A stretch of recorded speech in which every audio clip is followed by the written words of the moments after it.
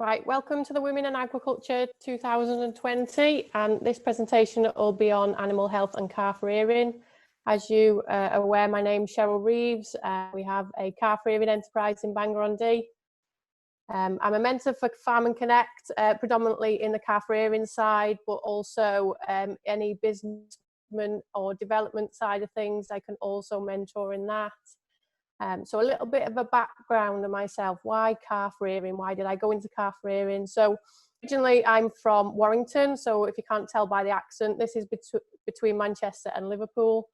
And it's a big industrial town where agriculture doesn't really touch in subjects within schools, high schools or further education.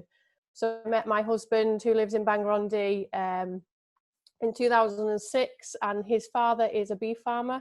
So that's how I've got into the agricultural industry, and I've never looked back on it since. I really enjoy this industry.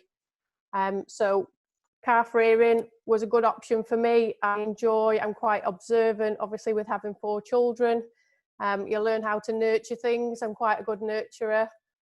So calf rearing seemed an attractive option for myself, and future plans will be to increase our input of calves. So at the minute we're getting between 300 and 400, and we're hoping to get over 500 a year throughput of calves. So key factors that trigger health issue in calves. So this is what I'm going to touch upon now. It's colostrum intake, stress, pneumonia, scours and microorganisms. So colostrum intake, I can't stress enough really how much and how important, how easy it makes your life if you get this bit right. So it's vital to all newborn calves, whether you've got a suckling herd, whether you take from dairy farms, or whether you rear, heifer rear, or you work on a dairy farm. This part of it is the bit that will make your life so much easier if you get this right. So when they're born, they should receive in the first 2 hours the colostrum, and you want to be giving 3 litres or 10% of the body weight. So if you have a look at this graph here, it gives you the optimal feeding window, and there you can see that the decline here on the graph gives you the absorption rate. So the longer you leave it, the less likely it's going to be absorbed into the calf's system. The immunoglobulins, which are a glycoprotein produced by plasma cells, which are also known as antibodies, won't be absorbed into the system, and there's less chance of that calf being a strong calf. So good quality colostrum must contain between 50 grams of IgG. Less than 20 grams of this shouldn't be used really. So if you're freezing any of the colostrum, I would advise it be tested. Also, if you're buying off a farmer or you're buying from market, I would recommend maybe testing not all your batch, but maybe select a few, your weaker ones to your strongest ones, and just have a look at what the IgG levels are in the blood sample. It doesn't cost a lot for analysis, but it will give you a sure indication where you're buying from, what their colostrum management is like on that farm. So depending on whether they milk the cow straight away with a colostrum, it declines. The longer it's held in the udder, it declines, so it's not as good quality. So really, they want to be getting it as soon as it can stand on its 2 legs. It should be sucking colostrum from its mother, or it should be getting it from other means. So another factor is stress. Chronic stress can be really bad for growth rates in calves. It can also suppress immune systems. So even the ones with the best immune systems, if they're put under too much pressure and too much stress, it can cause problems. Worst case, if you've got bad colostrum management and you're stressing the calf too much, it can result in death. So what causes of stress? Transportation. So when you're transporting an animal, especially calves, you want straw in the trailer, make it as comfortable as possible. You want to be limiting distance. So us as an organisation, we will buy from local dairy farms. Obviously, that's not ideal for everybody. Maybe you haven't got dairy farms in your area, but just have a think about the logistics really of where you're taking your animals to, and just think, well, would you be happy in transport for 8 hours, crammed into a trailer? They're going to get stressed. So at the other end, obviously going to be issues that way. Poor hygiene. So I can't stress enough, as a biochemist, I've touched on microbiology throughout my uni career. That basically is keep things clean, keep pens clean, thick bedding covering. If you kneel on the bedding and your knee's getting wet, that means that there's not enough bedding there. Disinfect where you can. So with us, we use an automated system, so I like to make sure that the teats are disinfected every day. It just helps with all the disease transfer. So temperature of housing, this is important also. Look at how your housing is set up, whether the sun beats down on it all day. They need to have a little bit of shade, and the temperature can cause dramatic stress in an animal. And lack of routine. Now, this is one that I have learned from. Consistency is key. The more consistent you are with these animals, the better daily live weight gain you're going to get. So pneumonia, so this is a big issue for many farms. This is a respiratory disease, an inflammation in the lungs. This will reduce growth rate for sure. It could also cause death. There's 2 types of pneumonia that they can get. Usually it will be a viral, which then will turn into a bacterial pneumonia. But yeah, there's lots of different ways of preventing pneumonia. So the first way is ventilation is key. So you want the air to flow above the calf's head, but you do not want a draft on the calf. So there's plenty of things in place that you could put into a shed. You can retrofit, so fans, air tunnels. You can even, just chock your shed roof up and have an open ridge. Anything that allows air to flow over the top of them. The more you circulate air, the less likely that the bacteria and viruses will just be in the atmosphere. They'll be blown out the shed, and then there's less chance of pneumonia going throughout the shed. So vaccines, it's always good to have a look at vaccination programs. Speak to your local vet if you're interested in this, but they do help. They won't stop everything, but they certainly will give them a boost, and it will minimize stress on the calf. And also hygiene. Again, pneumonia is caused by bacteria and viruses, so the cleaner you are, the less chance there is of transfer. So another one that affects calves is the scours. Is one of the most common diseases in calves, and this can also be caused by BVD, so bovine viral diarrhea. If you can see on this graph here, this pie chart, E. coli at 41% here. This is one of the main causes of the scours. Treatment for this, you can give fluid therapy. And it's essential to get the electrolytes back into the calf. They're losing every time, they're loose at the back end. They're losing key electrolytes, which makes their growth rates go down. It makes them quite unwell. And then there's more prone to other infections getting into their system, which then will cause you more problems. Check the temperature. So if one is scouring, they're not always bacterial related. It could be overconsumption of milk. So you want to check the temperature and then treat for infection if there is an infection there.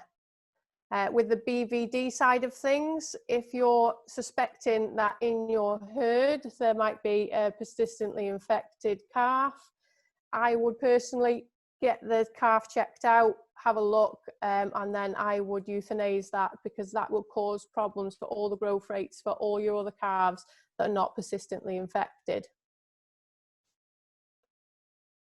So microorganisms, what are these? So these are small organisms that cannot be seen by the eye. So the types that we've got viruses, bacteria, fungi, and protozoa. So your viruses, like I said, they're more the pneumonia side of things. Bacteria are more your E. coli, things that are transferable generally it's from human touch, because we don't wash our hands or we don't think about what we're doing. If you've been messing the back end of a calf, you really want to be washing your hands before you try and get them onto a teat of something. This is just cleanliness of yourself, really, and trying to keep equipment clean. Got your fungi, and your fungi is things like ringworm. This is from wood, or, you know, they can contract this. This will suppress an immune system. So even though it's not something that will cause harm to the animal, it will suppress their immune system, which will allow that immune system then to be attacked by other things like viruses and bacteria. And then you've got your protozoas, which are worms. So if you've got a bad worm burden on your ground and you're turning your calves out to grass, make sure you sufficiently worm all your herd. If you miss one, then that can cause problems within your herd. So all these can cause growth rates to decrease within the calf, and it's important to prevent the spread of microorganisms, as they can basically replicate rapidly. So some instances, bacteria will mutate inside your shed, and then they can cause antibiotic resistance in your shed. So how to effectively rear calves? There's a few suggestions I've made on here. So buy in batches if you can. Buy as local as you can. Have a working procedure. So if for one day you want to go shopping or you want to do something else, you can literally hand it over to somebody else. So your working practices should be as good enough so that you can hand it to somebody else and they can follow your procedures and be able to do things like you want them to do it. And then manage and monitor. This is really important. You want to be keeping an eye on these calves, because the calf rearing side of it is the hardest side of it. And you're doing the hardest job that you could possibly do to get that to your beef animal or your dairy heifer. So you want to make sure you're monitoring the calves really well. And then genetics as well. So genetics has a lot to play in this. So batches, why buy in batches? So time efficiency. If you're buying one from one farm and then you go into another farm or you go into a market and you're trying to fill up, you're having to charge your time to doing that. So you need to have a look at what you're doing really. If you can buy batches, they might be not exactly everything that you want, but if you go to a farm and you take, you know, a batch of 10 rather than going from one place to another, this is a lot more time efficient, and in the long run it will work with your costs and your profit. It definitely will help out. It reduces stress. So if you're buying from one market and you're buying from another market, them animals have got to get to know one another. Well, that's quite stressful to start off with. So then that's when obviously your stress starts taking into play, and then everything else, transport, you've got to think of the calf's health. So if possible, limit the number of farms you're buying from. This also helps with transfer of disease. So just have a look at, find your suppliers that you like to use. You'll find if you look at colostrum management, you'll start picking out the farmers that you know look after their calves more so than others. And that's always a good way of being able to bring the right sort of calves onto your farm. And similar ages, it doesn't really do, or it doesn't really help the animal if they're in a pen with something that's a month to 6 weeks older than them, because they will have maybe had a bug, for example, pneumonia or bacterial infection. They'll have fought it off, their immune system's okay, but they could then transfer it onto a little 10-day-old calf, and that's not going to help the calf.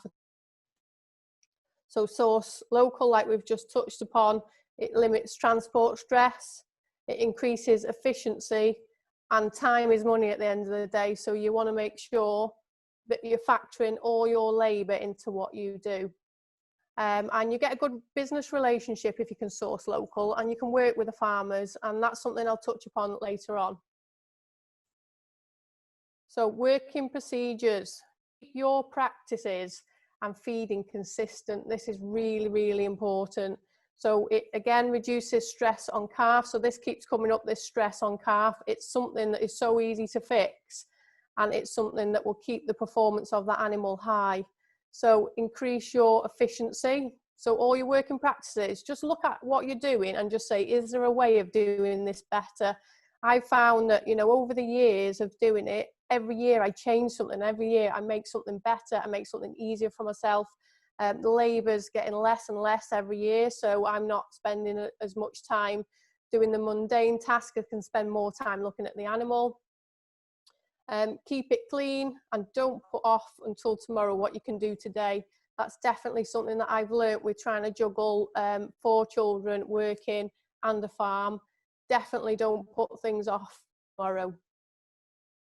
So document what you do daily. So if you've got a whiteboard or an A4 pad, keep it with you. Either keep it on yourself, keep it within your shed, and write things on there. If you think that maybe one doesn't look too good in the morning, you check its temperature, it seems okay. If you just write a list of things on there, if someone else came in and was to pick it up for whatever reason, they know then that there's ones that they need to observe or look at, or maybe check its temperature again. It just helps if you have got staff to make it visible for everyone to be able to see. So these little steps will increase your efficiency and will reduce the stress on the calf, which will in turn help your calf growth rates. So management, it's important to monitor a calf. Its drink rate is usually a good indicator of how it's feeling. So always compare how it drank today as compared to yesterday. So obviously if you're bucket feeding, it's not so easy, but you can tell if it's coming on and off the teat, and yesterday it didn't come off the teat at all. You can sort of see when it's starting to feel a little bit poorly, and that's a sure indicator that something's not right. So monitor it then, check its temperature, just keep an eye on it. If you think, you know, it's coming down with something, treat accordingly. Look at its behavior. Has it changed? Some will be always on the feet, some will be more sedate. So have a look at its behavior. If it's gone from a really hyperactive calf to a bit more of a sedate, sluggish calf, then there's a sure sign that there's an infection, or they're just not feeling tip top. Also look for head shaking, coughing, nasal discharge. That is a good indicator. And also the nasal discharge can get into the water system. So if you're obviously feeding from a trough and they're not self-cleaning water troughs, if you notice any calves with nasal discharge, clean the water out every day. Ears are always a good indicator that the calf's feeling unwell. So if you see them droop and put back a little bit, then you know that the calf's not feeling too good. If you notice any of these signs, obviously check the temperature. If the temperature's above 39.5, treat accordingly or consult your vet for advice. So genetics. So genetics come from both the dam and the sire, and these both are important. So you're looking at the body conformation of the animals.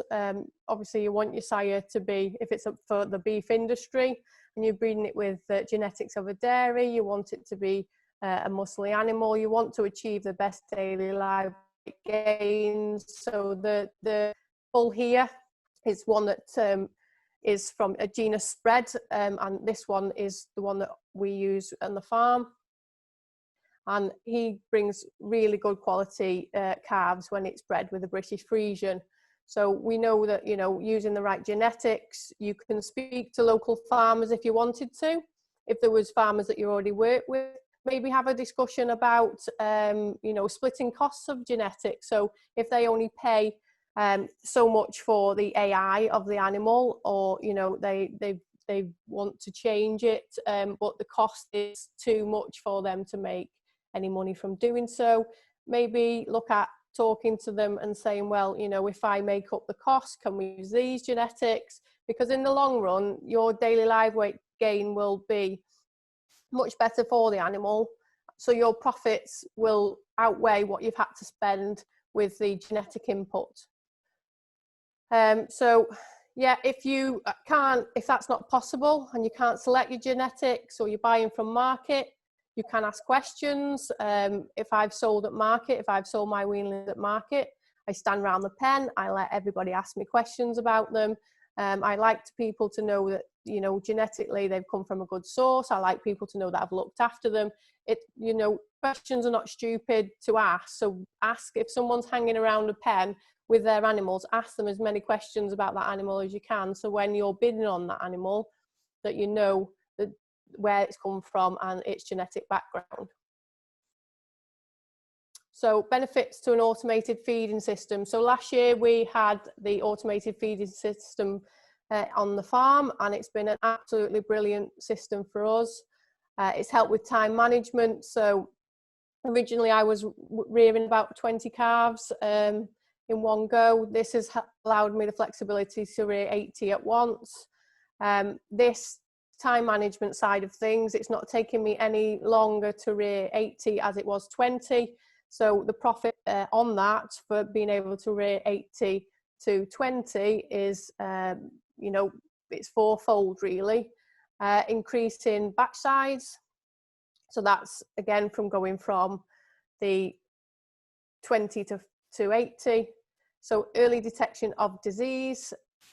With this machine, and I'll show you a video in a minute, you're able to look at the drink speed from today versus yesterday, but also it tells you how many feed break-offs it had in the day. So if it's just going on, having a little bit to drink and then coming off again, it'll give you an indicator of that. So you can compare that to yesterday, and that will give you a sure indication. If it's a calf that latches on, doesn't come off the teat, but the next day it is, then there's a chance that there's something wrong with the animal.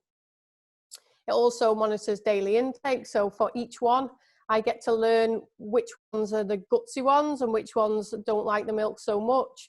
And that gives me an indication really when it comes to looking them as a batch as a whole. I know which ones are going to perform better than others. Sometimes I might have to change the diet. Some of them need them upping. If I'm giving 6 litres a day, I will change it to 8 litres a day. It just depends on the animal. But this machine gives you the flexibility to feed one 8 litres a day, one 6 litres a day, and they still, you know, they're still performing the same. So also control of feed management, which we've just discussed, and you can monitor their intake. So if I can just go on to the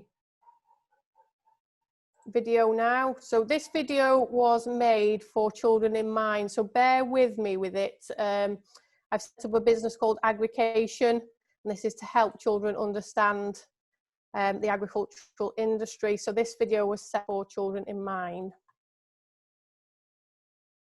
One second.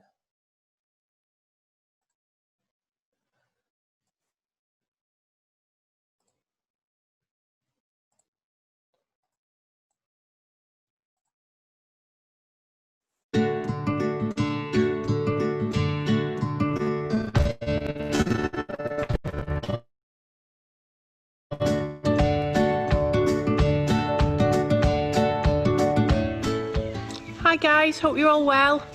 We're a calf rearing enterprise in Wrexham. So we take baby calves from about 3 weeks of age and we get them up to 4 or 5 months of age, where we'll sell them on to other farmers or we'll keep them for beef animals. As you can hear in the background there, they're mooing a little bit because it's tea time. So my next job is to get them fed. So as you can see, all the calves in the pens have got collars around the necks, and these collars actually link to an automated milk feeding system. So this is whereby the collars register into an antennae into the feeding box, which is shown here, and that tells the machine how much that animal is allowed to drink and whether it's had its allocation for the day. So here we can see that one's there sucking on the actual teat, and this is reading all the time, and it will only allow this animal to have 2 litres at a time, and there's the pump to pump the milk into the teat. So now we'll watch the mix coming through. So this one now is having its next dose of milk, and this mix is 100 grams per litre.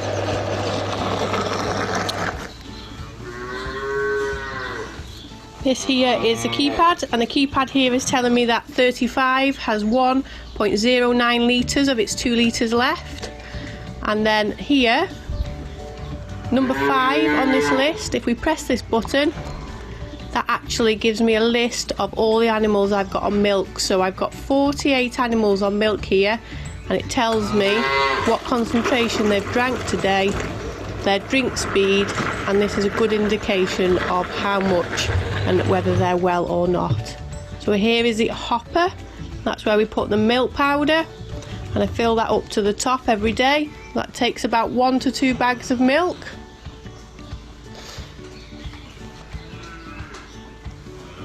Here we see the milk being filled up now. And here's all the calves in the pen, happily feeding on their milk allocation for the day. If you have any questions on the automated rearing system, then please let me know at the end and I will try to answer as best as I can.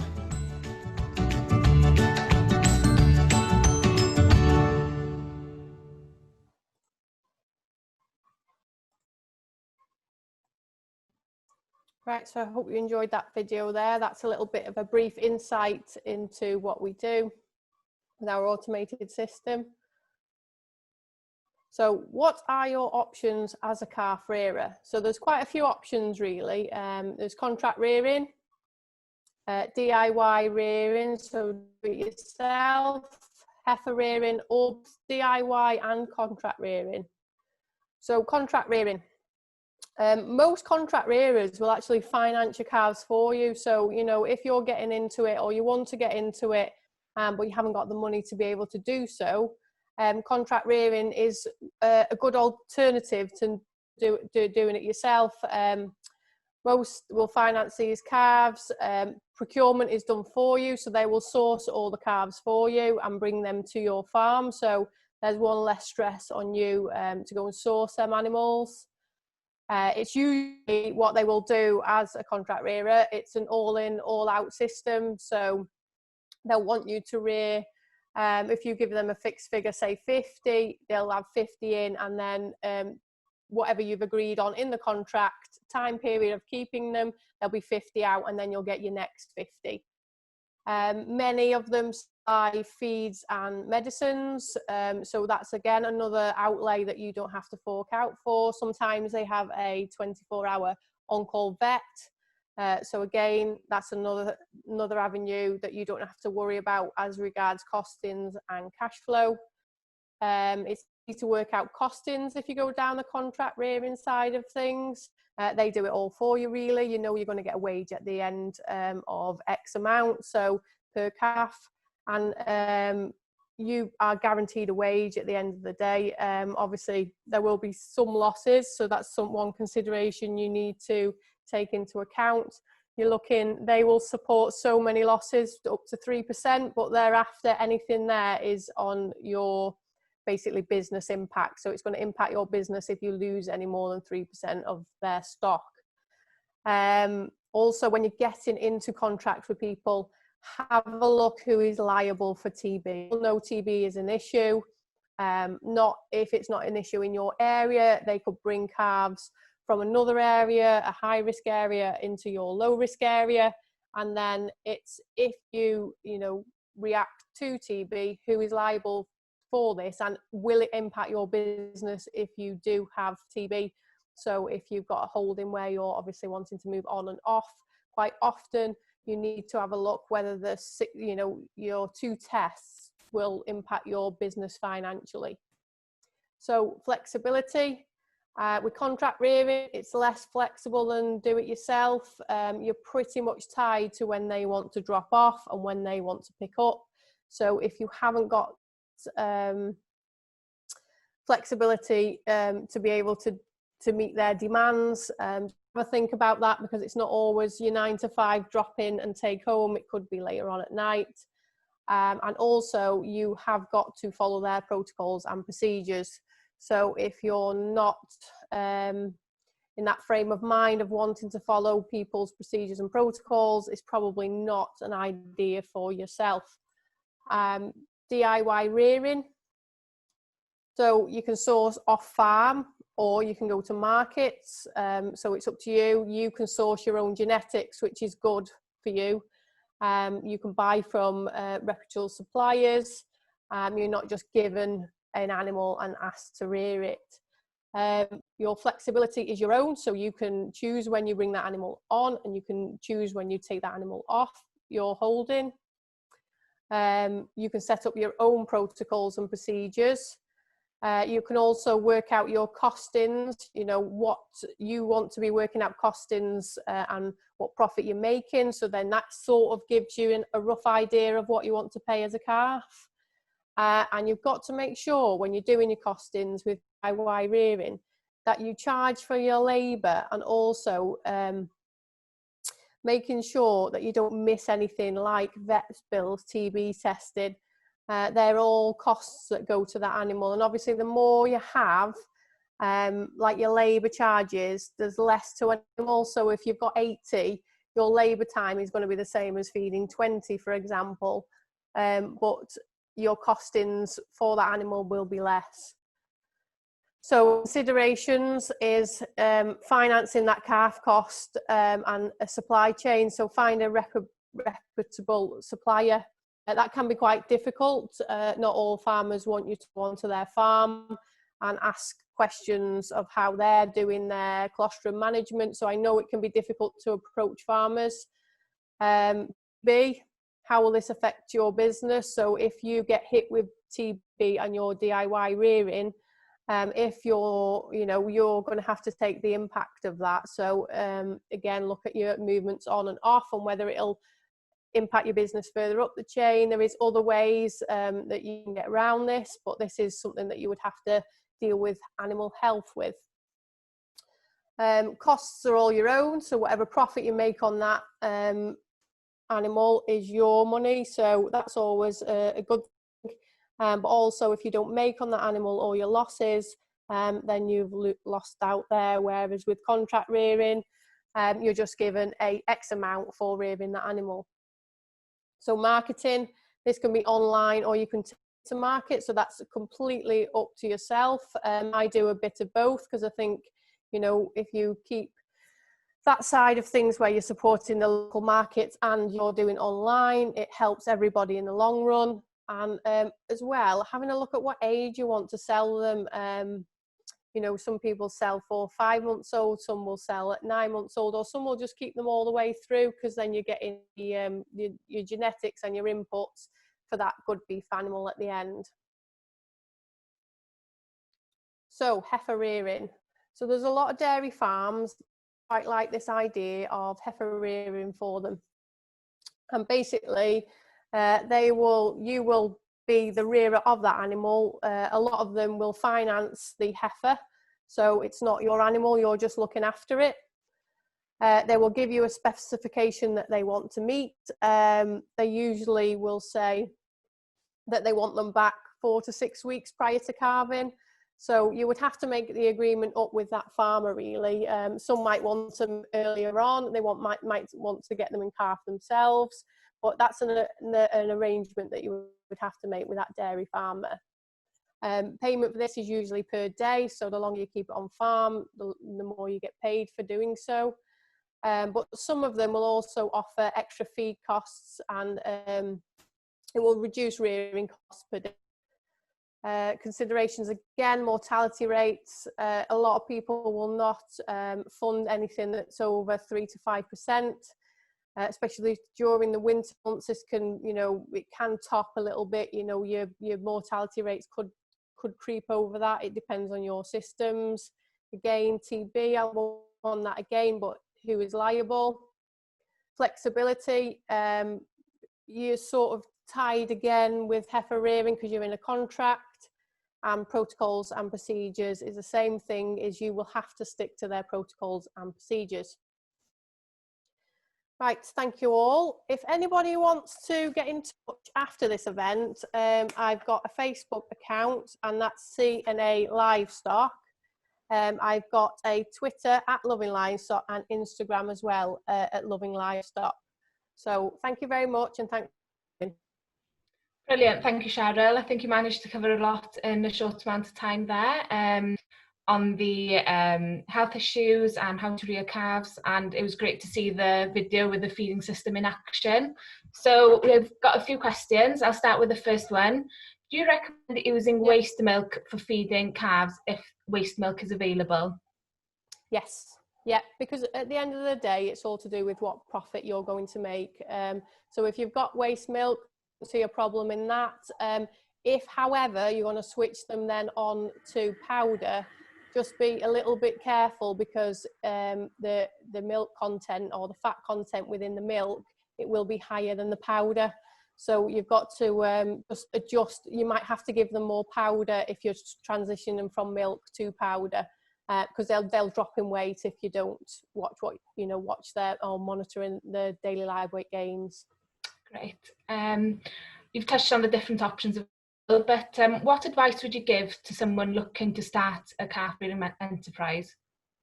So I would do research first. I did a lot of research. I went to 4 different contract rearers, had a look at their systems.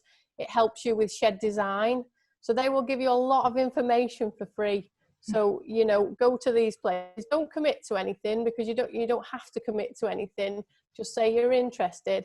Have a look at shed design. They can take you to other farms and do a lot of research, and maybe get a mentor or something before you set up. And it gives you an idea then of what you want to do with the system, and it really helps. Great. So we've had a few people ask, which milk powder do you recommend, and how did you decide on that specific powder? So one reason is costings. So you've got to look at your costings, but also look at the fat content and the protein content in the milk. Something with a fat content there or thereabouts of 20%. So I will look at the fat content before the protein content. At this stage, yes, you want protein in there, but it's the fat that's the thing. So mine's a 23% protein and it's a 19% fat, and that works absolutely perfect. You can get ones that are 20-20, so 20% protein, 20% fat. They're perfect as well. What you want to be careful of when you're feeding the pellets, though, and I've made this mistake, so I can assure you, don't give too much of a high percent of protein pellet. People think, right, I'll give them 18% protein pellet. Well, it just goes straight through them, so you're wasting money. That money is basically coming out the other end of the animal. So you've got to be careful on the protein. So we use a 16% rearer nut now, because they were too loose, and as well that for stress on the animal. Then you're going to have to do, your fluid therapy for them being too loose, the back end. Okay.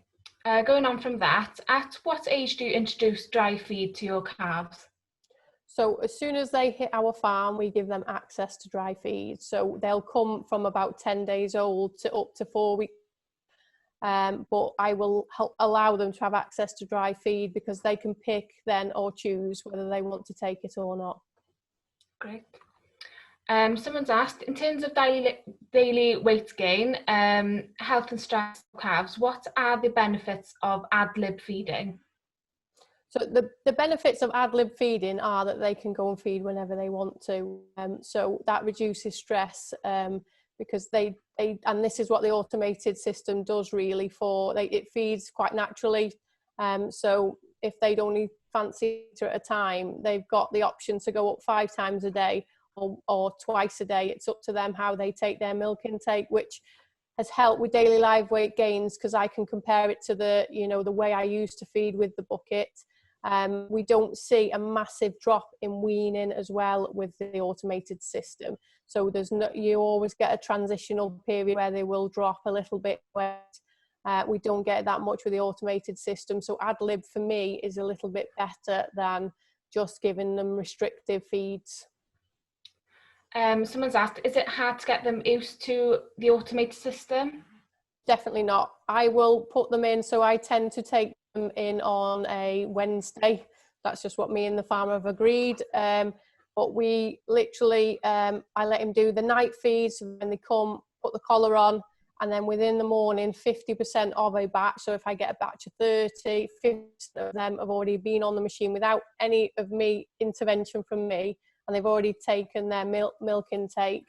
and then I'll get the other 50% on, and within 3 days they're pretty much good to go. Great. A question on antibiotic milk. So won't feeding antibiotic infected milk cause issues with resistance in antibiotics? Yes, and this is where you've got to decide really. So antibiotic resistance can be an impact further down the line if something is introduced or something is mutated. So yes, if you're feeding antibiotic resistant milk, your calf will be healthy and strong for doing so, but just don't forget that maybe down the line there might be a bug that comes in if you're not feeding on that antibiotic milk with other calves that can linger and cause issues further down the line. But if you're disinfecting and you're doing all your cleaning procedures, it shouldn't be an issue. Great. Did you have any issues with the automated system, and was setting up cost a lot? It is a big outlay, but when you work out how many years that machine should be going, so roughly they'll last about 10 years. So if you equate that, if you can work out roughly how many calves you're going to get in throughout 10 years, divide it by the cost of the machine, and then add that onto your calves when you're selling, or your costings, it doesn't work out that much. If if you're gonna get a machine, you want the throughput on it, so you don't want that machine to stay dormant. You want to make sure that animals are feeding on it. Well, if you've got a machine set up like mine, I can rear 120 at once, and I'd look to do 4 batches a year. So in the grand scheme of it, it's about a tenner a calf over the time period. So for me, it saves time, it's increasing my profit, and it's increasing my sustainability as a farmer. Great. Someone's asked, how often do you weigh your calves? So I don't weigh them that often. I'll have a weight in, a wean weight, and a weight out, and that's all you do to work out a daily live weight. You don't need masses of daily checks or weekly checks. You just need to do 3 weights, because a weight at weaning will drop slightly, and then you just need days on farm, so how many days it's been with you. Great. Someone's asked, is there any minerals you should be giving calves as they get older when weaning, so bolus or buckets? I give in their mix. So the way we do it, and we use brewer's grain. So originally I said about the 16% rearing. As they're weaning, I introduce a little bit of brewer's grain, and that's because we can source it locally. We've got a lot of breweries because we're in Wrexham, so there's quite a lot of breweries we can source from, and it's a cheap alternative to feed. Now in there, make sure I give them a beef mineral mix, and that makes sure that when they're eating that, they're getting the minerals that they need. Great. And going on from that, someone's asked, at what age do you wean them? So I will wean them between, well, actually I wean them on condition, so it depends on the animal. Okay. But generally about 10 weeks. Great. Just go through these. Do you vaccinate for pneumonia on arrival on the farm, or will this likely cause additional stress at that stage? So I've got a good working relationship with the dairy farmer, so I will actually vaccinate in the winter months before they come to farm. But Okay. Obviously that's not possible for everybody. But it shouldn't cause too much stress. They're intranasal, so it shouldn't be an issue. And at the end of the day, it's boosting its immunity anyway. Great. You mentioned before that research is important. Someone's asked, how do you decide on the make of your calf feeding machine? That is going to farms. I went to about 4 or 5 different farms with that machine. A lot of them seem to use this machine. I even went on days where they would invite me to, when the collection centre was bringing to them, where we were getting on the machines and learning how it works. So it was really good doing the research, and that's why I picked that machine. Great. Someone's asked, do you offer hay or straw to your calves? Straw. So we use wheat or barley. It depends really. Again, look at your costings. It's what you can source locally. The more local you can get it, cheaper it is. So you want to be making sure you're getting a good profit margin on that animal. Great. Was asked, what age do you send calves out to pasture? I personally would wait till over 4 months of age. Generally, what I've been advised from vets, etc. That 5 months, if you're feeding silage, for example, 5 months of between 4 and 5 months of age would be the right time to feed that silage. If you put into pasture, it's exactly the same as the silage. So I would aim over 4 months for pasture. Great. I think we have time for a few more questions. So do you recommend the use of calf hutches in comparison to calf pens in a shed? No, it's whatever suits your system, really. It depends on where you were situated. You know, if you're hill based or if you were low level. So it depends where your wind's coming from. You will do trial and error on it really and see what works for you. You'll know. I can't really say for each individual farm what's best. It's what suits your system. What makes it easier, efficiency is key. So if it's taking you a long time to clean down your calf hutches compared to your sheds, etc., it's what makes your time and labour more efficient. So Carol has asked, do you usually use a vaccine for young calves, for example, Drispulval for intranasal? I do, but I will only do it towards what we class pneumonia season. So from October through till February, I've made the mistake of not doing so and losing 10 in a week. I'm not going to admit, I'm going to admit to that. It's one of them learning curves that we learnt really fast. Well, that's a lot of profit gone for. And it's not that we weren't quick off the mark. It was just one of them pneumonias that it was there one day, they were gone the next. And I think it's wise, maybe not through the summer months, but definitely wise to look at a vaccination programme throughout the winter months. Great. I think we have time for one more question. So would you recommend offering warm drinking water as to cold water to calves? Is there a benefit? Not really, no. Cold is fine. Cold makes it easier. It's more efficient to feed them cold, especially if they're refill supplies. I do recommend refill supply troughs because they're keeping the water clean all the time. It can become a bit labour intensive when you're having to empty troughs out and then fill them back up. So just have a look at how your water's sourced and supplied to the animal. Great. So I think we bring the questions to an end there. I'm aware that we're running on a schedule, so we have another webinar starting in a few minutes now. So thank you very much, Cheryl. Thank you. Diolch, Cheryl, am cyflwyniad.